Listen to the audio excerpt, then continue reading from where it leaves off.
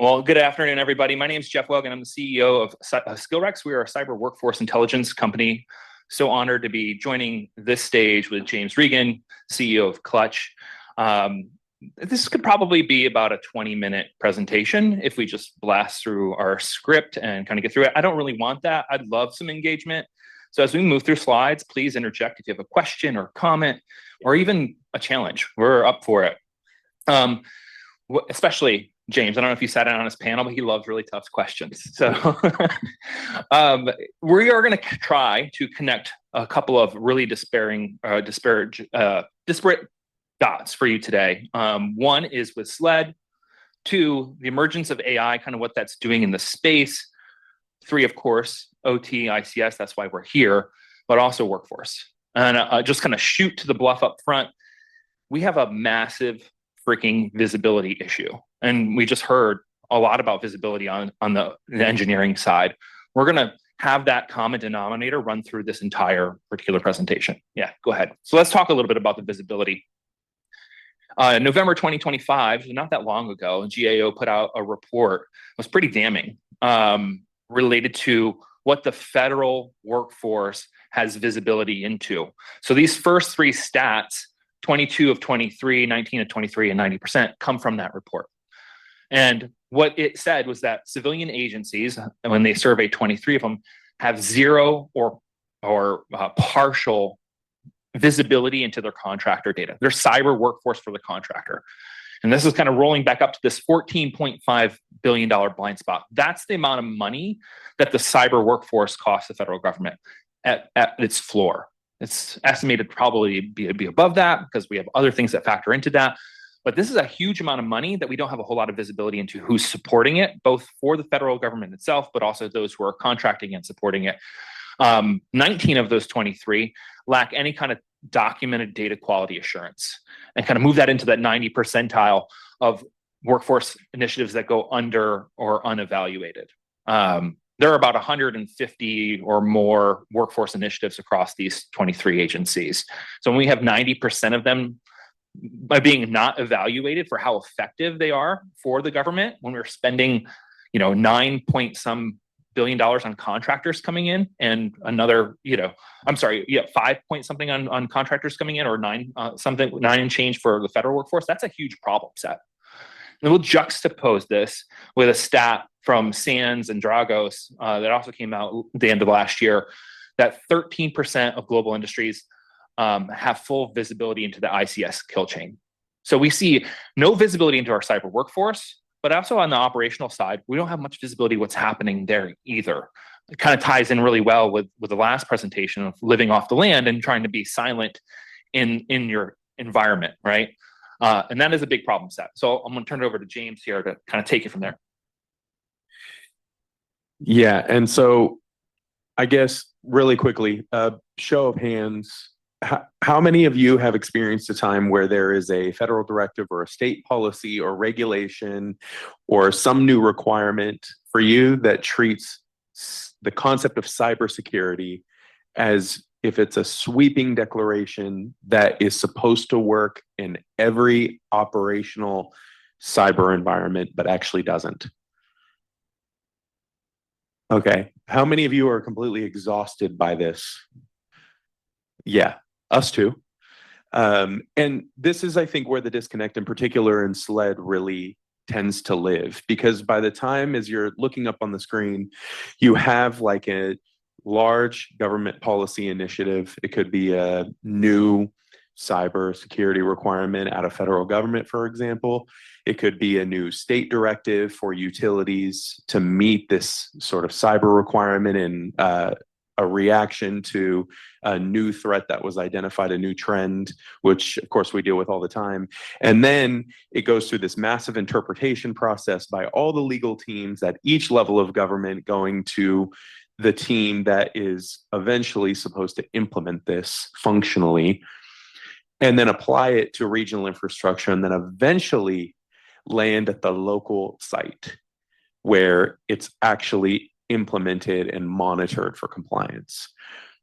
This is where the disconnect and friction lives a lot of the time, state, local government, and utilities. And it's something that we don't talk about as much, because if you were to take a deep look at this, I think it was recent data showed it was like 46% or so of local cyber teams in SLED and utilities reported the number one problem was a workforce shortage or understaffing. And so if you're expected, that same team who is now going to be responsible for really a variety of things in particular, because a state and local government doesn't always have the luxury, and in fact, oftentimes doesn't have the luxury of highly specialized OT versus monitoring versus go down the list, right? It's the same team serving multiple functions already, and then is expected to implement this sweeping policy that it may be well intended, but in the end, it creates more requirements and it puts more pressure on that same team. And so in this case, I think what we wanted to highlight is the idea that workforce is partially at the stem of this problem. It's exacerbated by this game of telephone that we play with policy that has to be functionally implemented, but not created with that functional implementation in mind. And so I think it brings us to our next bit, which I'm going to pass back over to Jeff. This one's on you, but it is. Take it if you want. Oh, you're right. It is. Well, that's fun. So what we have here is some of the key takeaways that we were kind of rolling through here is there are some really critical deficits in workforce that then lead to building on, the last presentation. Appreciate what you were saying with the different vector types that we typically see. It exacerbates those immediately. And so if you look at these just general stats, sort of there's this full program security coverage, full programmatic coverage on basic controls, and then even, level 0, it's all the remote field sites. And it really, this SLED hiring, recruitment, and skills system that many state and local and education entities use don't come close to covering the functional responsibility of the teams. And so imagine that there is no time to hire during a critical failure, but we're expected to rebound immediately. And that is a conversation many of us have had today, and I heard it in the panel this morning, where in a natural disaster or some outside force, all of a sudden there's a physical response where the people affected give slightly more grace to the response time it takes to clean up from a storm or a wildfire or some other natural disaster. But when there is an interruption in service because of a cybersecurity incident, there's very little grace. We do not get grace. And yet, one of the things that we don't always get the ability to do is focus on these skills deficits that would be necessary not only to prevent a critical failure, but also respond to one in a way that is very quick, much quicker. And so I think just highlighting that sort of skills deficit that exists and really coverage deficit. And with that, I'll actually pass it back to Jeff to take us into the next one. Thanks. I'll add on that. We're compounding risk on risk is what's happening here. We don't have visibility into what our workforce needs. We don't have visibility onto the performance of that workforce. We don't have visibility into our kill chains. We don't have visibility on how policy actually translates to real needs on the plant floor. And this is the visibility denominator I'm talking about. It is a major problem, and we need to start shedding light on it so that we can do something about it. If we can't see the problem, we can't quantify it or pinpoint it, there's no action that's going to make sense. So this kind of takes us to our next part of the data set here. We do a lot of workforce stuff at SkillRex. For the last, I see Simone in here, but 10 years or so, we've been talking about talent shortages in the cybersecurity profession. That's kind of been blown up on its head over the last couple of years, that we actually have a lot of talent out there there's actually a surplus. SANS had put out a cybersecurity workforce report just a couple months ago where they highlight this stat that you're seeing here first on this shift. We actually have seen more of a skills gap shift than a headcount problem set. There's a lot of talent ready to come into the pipeline, but the workforce is needing skills that are specific to the jobs that they're performing. And that's what they want to hire for, which is going to kind of tie into the third point here in just a moment. Also contributing to this, we have AI as a component of it. Same report, SANS said that 74% of cybersecurity teams are now shifting how they're thinking about their workforce and their workforce teams for cybersecurity. And I see this with the clients that we serve as well. Shifting, SOC 1 operations into more agentic AI. How do we, use that technology to make things a little more seamless so we can free up time for SOC 2 or SOC 3 or incident responders to do things. We see it on customer service platforms for technology firms as well. The problem here, though, is that we are now cutting and amputating off our STEM to the workforce for these entry-level roles to get more experienced, which takes us to that third part, the squeeze. Senior level or upper mid and senior level roles are in the highest demand right now for the workforce. The problem here is that the solution that we are taking to it right now is by reaching out and saying, I want a bunch of generals to run my operations. So the generals, cyber generals, are going to be fighting the war with no foot soldiers coming in to help them actually do the real work. And that's going to be a problem in the next few years, because if we aren't creating the pipeline for new people to come into roles, learn those roles, and move up in the field, we are going to have a huge problem when boomers start to retire and no one's left to kind of fill those roles to do the work. And we also know that senior level roles take a long time to hire, and it's eating up a ton of time for the recruitment firms and HR teams to find that talent and bring them in and onboard them. So we are creating our own issues here that is contributing to this big workforce shift and this silent storm that we're talking about. So what if we were to, for a second, ground this sort of pipeline paradox in with some real data here? So the reality is, based on I think the SANS report that just came out a couple months ago, you're looking at 22% of orgs suffered incidents, 40% resulted in a direct disruption.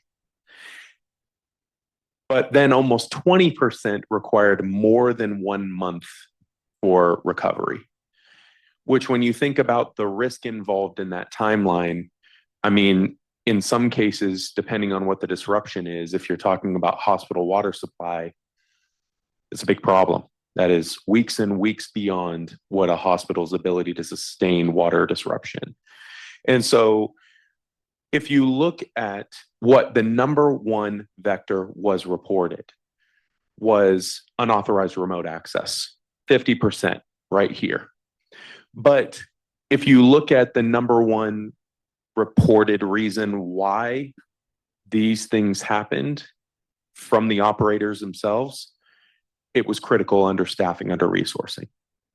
So when we're thinking about what Jeff was saying about this sort of pipeline paradox, where it's a skills gap and then reported as a resource gap, we're thinking about this as making sure that there are specialized skills trained in, even for organizations that don't have the luxury of multi-team formats. You could think of smaller utilities, smaller local governments, cities, rural counties, still are expected to maintain the same level of cybersecurity protection and recovery, and yet don't always have the same level of resourcing, and the skills gap is greater. And so when we're thinking about this, I think I find myself asking this question, like, what could we do? And in the end, it's interesting to think about, like, the lack of skills verification. It's like, okay, it's great to say, and now I'm bleeding into yours, so I'm sorry. It's easy to say, okay, there's a skills gap, but the next question is, with what skills, right? With what, and how do we verify that?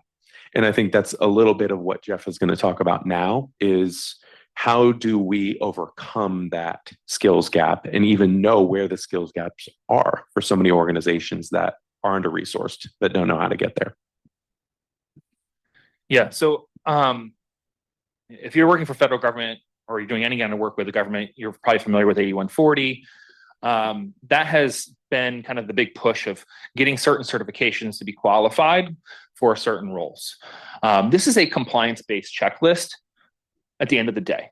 It is a good start, but it is not the solution to fix the problems that, because I'm sure if you know somebody with a certification, you probably also know somebody who has a certification who probably can't do the job very well anyhow. Maybe they got the certification years and years ago, but they're maintaining it because it's a good certification to have, but they've moved on to something completely different. So certification of itself is not necessarily a good indicator that you have the skills to do the work. Again, it's a good starting point. It's a good compliance checklist to kind of get people in the door, but we need to do more than just that.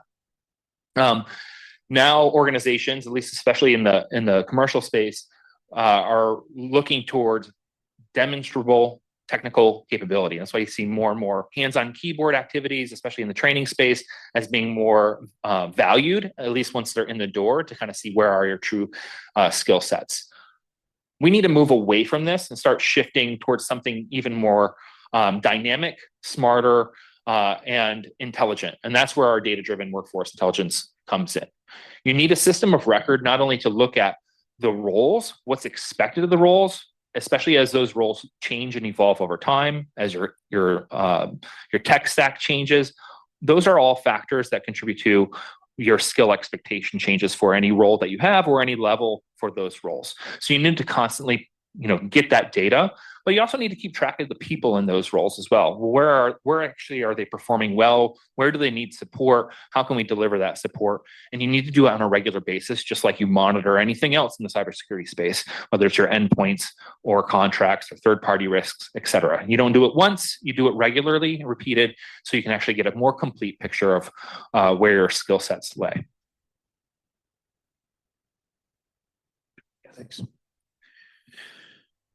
And I think one of the key steps here is to stop treating the E in SLED, the education, as something that happens only in higher ed institutions.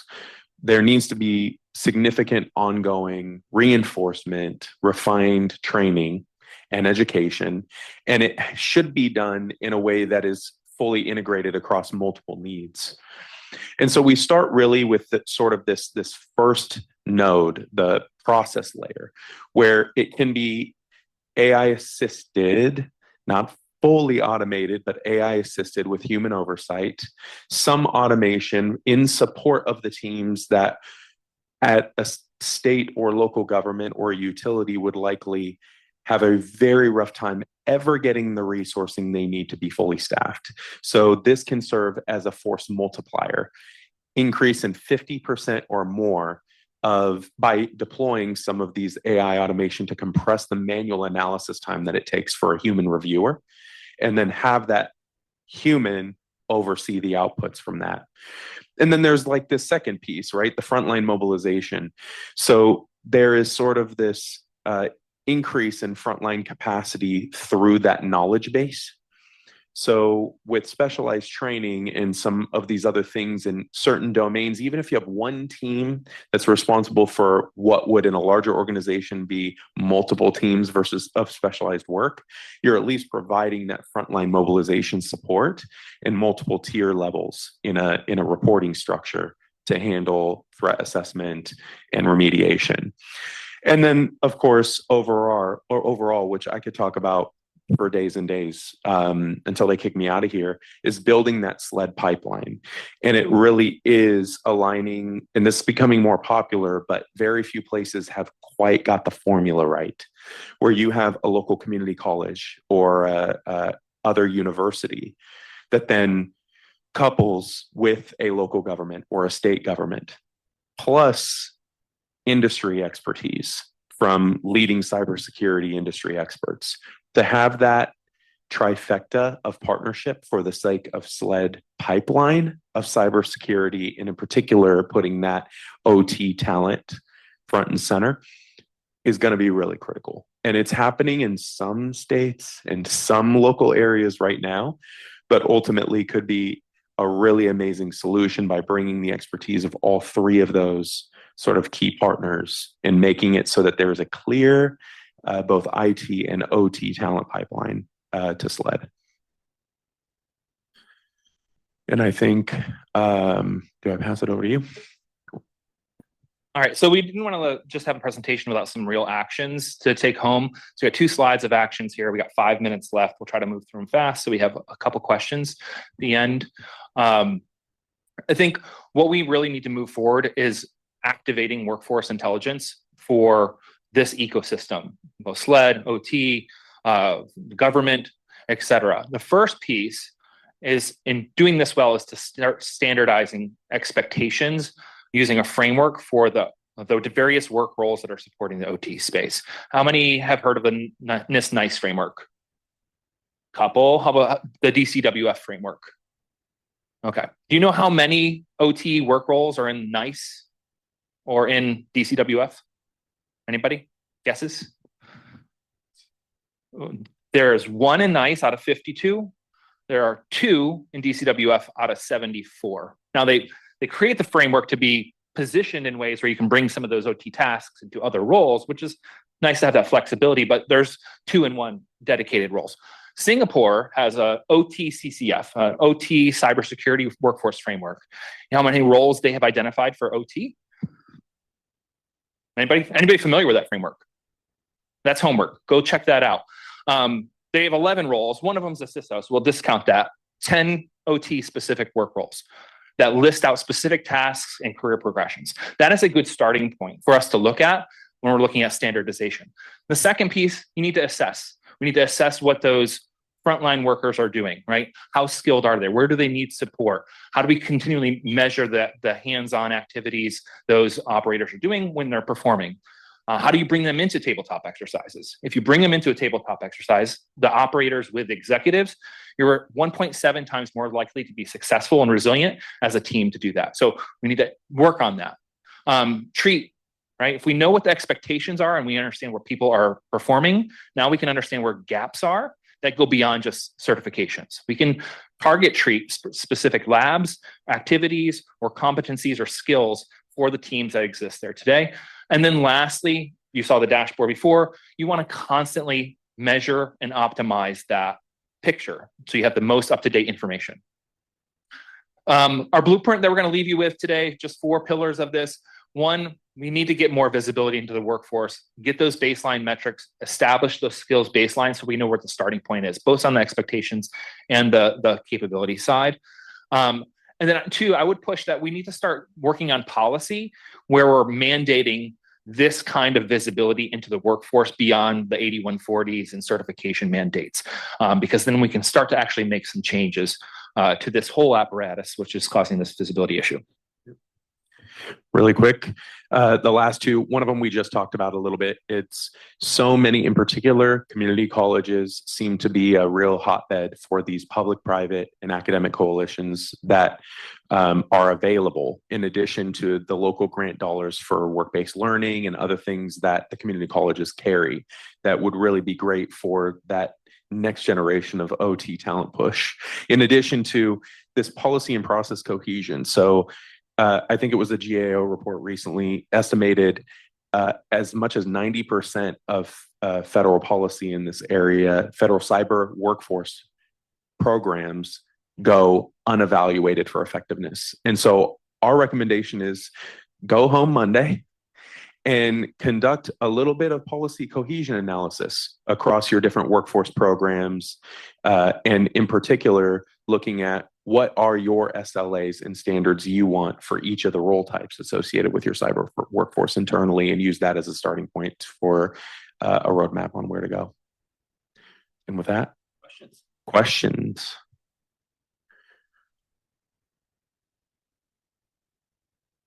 These are just, everybody just blank stare at us? Yeah.